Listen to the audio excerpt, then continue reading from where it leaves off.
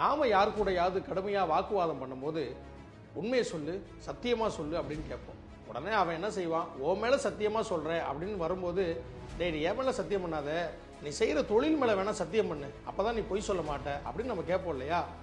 இந்த தொழில் மேல சத்தியம் செய்கிற பழக்கம் இன்னைக்கு நேற்று அல்ல, அது கலித்தொகை காலத்திலேருந்து இப்போ வரைக்கும் அது நடைமுறையில தான் இருக்கு. ஒரு தலைவனுக்கும் தலைவிக்கும் இடையில சின்ன ஒரு மனஸ்தாபம், அதாவது தலைவனுடைய ஒழுக்கத்து மேல தலைவிக்கு சந்தேகம் வருது.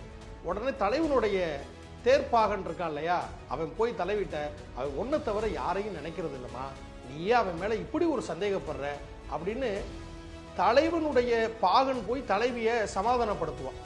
அது கலித்தொகையில ஒரு நீ பிறரில்லை அவன் பெண்டீர் என உரைத்து தேரொடும் தேற்றிய பாகன் என்பதுதான் அந்த வரி.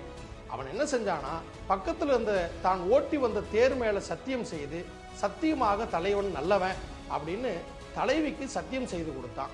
அப்ப செய்யும் தொழில்தான் தெய்வம் என்பது அன்றிலிருந்து இன்றைக்கு வரை நம் தமிழ் சமுதாயத்தில் நிலைத்திருக்கிற ஒரு உண்மை.